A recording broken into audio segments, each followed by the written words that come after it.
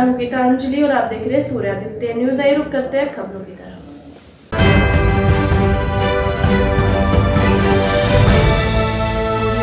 उत्तर प्रदेश में आगामी 2024 में होने वाले लोकसभा चुनाव को लेकर समाजवादी पार्टी का गढ़ कहे जाने वाले मैनपुरी में भारतीय जनता पार्टी अब सेंध लगाने का काम करने में जुट गई है, जिसके चलते जनपद मैनपुरी के भोगांव विधानसभा क्षेत्र के ग्राम लहरा में एक महासम्मेलन में लोगों को जागृत करने पहुंचे सुहेल देव बीजेपी के राष्ट्रीय अध्यक्ष ओम प्रकाश राजभर ने बीजेपी के हित में मतदान करने की अपील की एवं अधिकारों को लेकर लोगों को जागृत करने का भी काम किया। चौहान मिलेगा, यहाँ हर जाति के लोग मिलेंगे।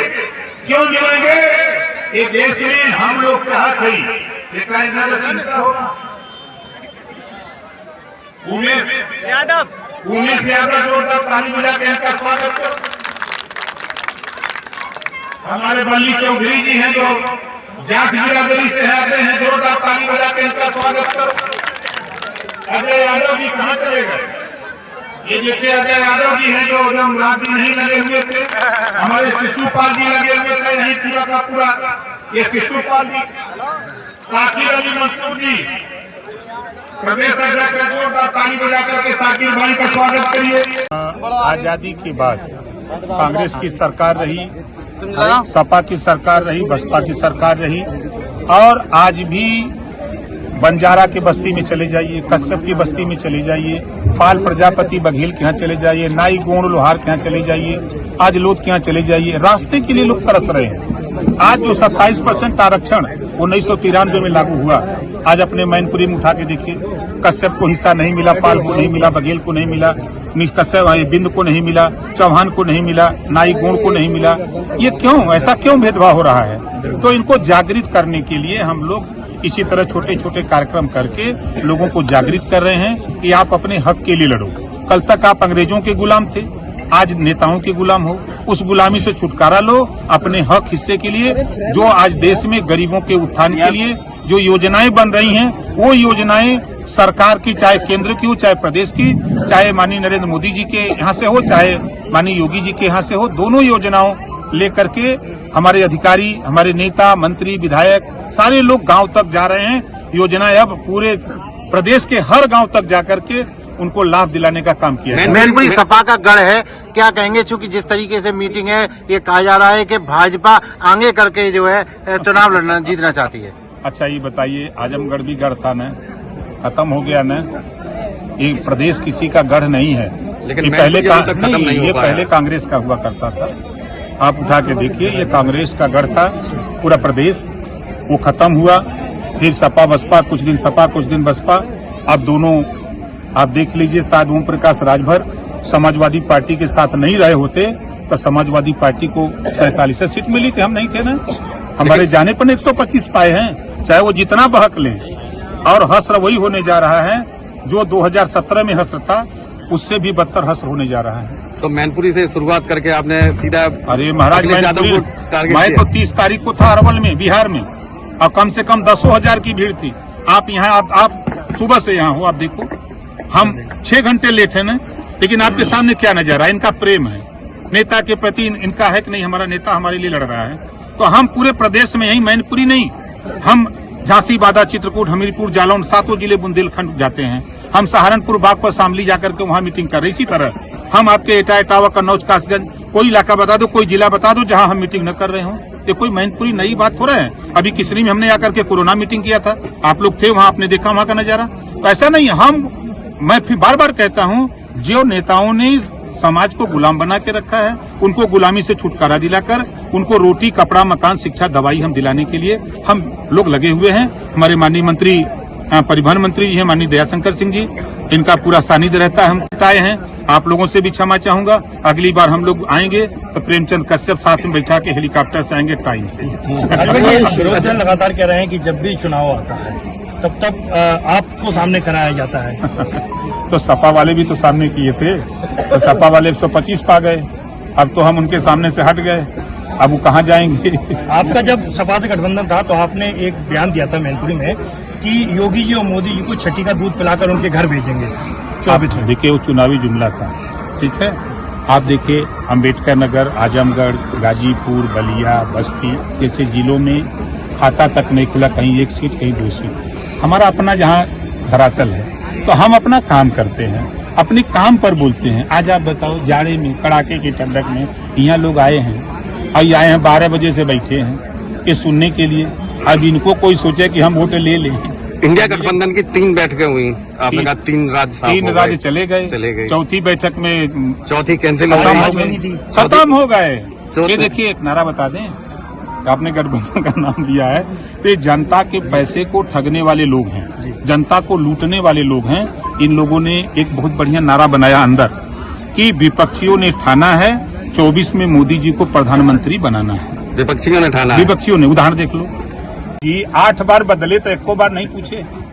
2 बार बसपा, 2 बार कांग्रेस, 2 बार आरएलडी, 1 बार निषाद पार्टी, 1 बार सुहेलदेव भारतीय समाज पार्टी। तो आपने तो अखिलेश जी से नहीं पूछा कि 8 बार आपने क्यों बदला।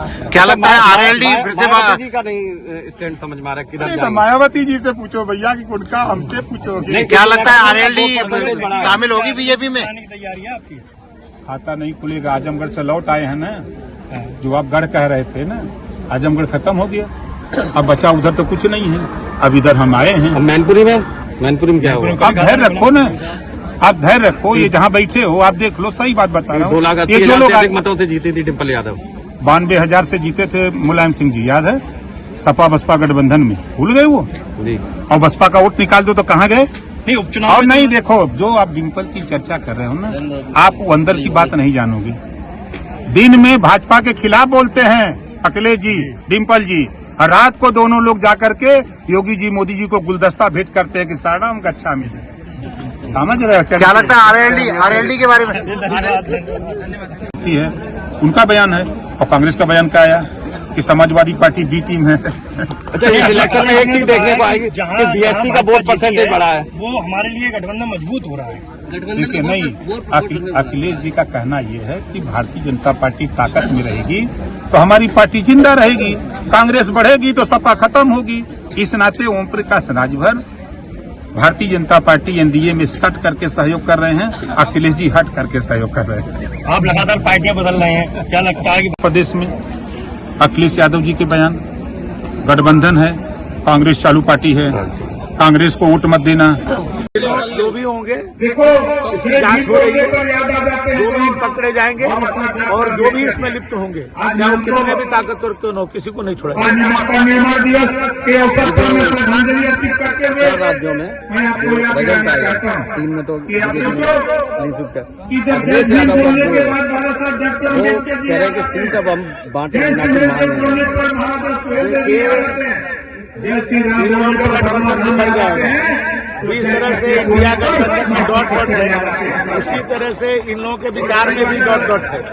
और ये लोग केवल स्वार्थी पूर्ण रूप से गठबंधन किए हैं, जहाँ स्वार्थ नहीं पूरा होगा और ये लोग अलग हो जाएंगे। अब अलग हो रहे हैं, ये गठबंधन बिगड़ जाएगा क्योंकि इसका न कोई विचार है, न कोई इन लोगों में कोई नेता है। तो जिसका विचार न हो, जिसका नेता न हो, गठबंधन कितने समय तक चलेगा? तो ये स्वार्थ बस और अपने भ्रष्टाचार को छुपाने के लिए जो है ये गठबंधन ये लंबे समय तक नहीं चलेगा, ये निकल जाएगा। जिस तरह से मोदी जी की गारंटी को 3 राज्यों के जनता ने सहज स्वीकार किया, दिल खोल करके समर्थन दिया। आप देखेंगे आने वाले दिनों में पूरे देश में मोदी की गारंटी लोगों स्वीकार करेंगे, और जहाँ पर कुछ गठबंधन की सरकारें हैं वहाँ भी इससे भी ये लोग उखड़ जाएंगे और पूरे देश में मोदी जी की गारंटी को लोग स्वीकार करके मोदी जी को तीसरी बार प्रधानमंत्री बनाएंगे। और उत्तर प्रदेश में ऐसी सीट है जो 1996 से चाहे राम ले रही हो चाहे मोदी ले रही हो, लेकिन यहाँ कामयाबी बीजेपी को कभी नहीं मिल रहा है। आप देखिए, इसलिए माननीय नेताजी मुलायम सिंह जी भी संसद में बोलते थे कि मोदी जी बार बार जीत के आइए और इस देश की जनता को आप सेवा करिए। अब नेताजी नहीं है, स्वर्ग में है, इसलिए मैनपुरी सीट भी अब मोदी जी के लिए रहेगी और मोदी जी को प्रधानमंत्री बनाने में यहाँ पर भी अब जो है कमल का फूल खिलेगा। देख लीजिए जो अभी भारतीय समाज पार्टी का आप सामने लगाइए कि 11 बजे की रैली में अभी जिस तरह से जन समुदाय उमड़ा है, ये परिवर्तन के लिए है कि मैनपुरी से भी कमल का फूल खिलेगा। मैनपुरी लोकसभा सीट की बात की जाए तो क्या राजभर को ये सभा करके बीजेपी आगे करके पीछे से कोई प्लान नया तैयार कर रही है क्या जीत की? राजभर जी पूरे प्रदेश में और पूरे देश में भी कई प्रांतों में, बिहार में और कई प्रांतों में वो जाते हैं, मध्य प्रदेश भी गए थे। तो वो पिछड़ों के नेता है, दलितों के नेता है, वंचितों के नेता है। तो आज सबको एक करके आज केवल मोदी की गारंटी ही काम आएगी और कुछ नहीं आएगा। मैनपुरी सीट के लिए क्या प्लान है सरकार? मैनपुरी सीट के लिए बीजेपी का क्या प्लान है? मैनपुरी सीट को जीतने का प्लान है और उस प्लान का आप देख ही रहे हैं कितना आज की रैली इस बात का प्रमाण है कि वो उस प्लान सफल हो रहा है। इलेक्शन के बाद ही हुआ था कि मंत्री बनाया जाएगा राजभर जी को, लेकिन अभी तक 2 नंबर नहीं आ पाया। गठबंधन में आ गए हैं, गठबंधन में आ गए हैं और सभी नेतागण हमारे चुनाव में व्यस्त थे। अब मुख्यमंत्रियों के चयन हो जाने के बाद मंत्री जी लगातार राजभर जी कहीं सपा में गए थे, उसके बाद फिर भाजपा में आए। पहले भाजपा क्या समझाया जाए, लगातार पार्टियां बदल रही हैं। तो वो गए थे तभी मैंने कहा था कि मेल गठबंधन है, लंबे समय तक नहीं टिक पाएगा। उनका नेचुरल गठबंधन केवल भाजपा के साथ है, मोदी जी के साथ। अब वो अब सही गठबंधन किए हैं, फिर सही जगह पर आए और मोदी जी कहीं ऐसा तो नहीं 24 तक फिर कहीं।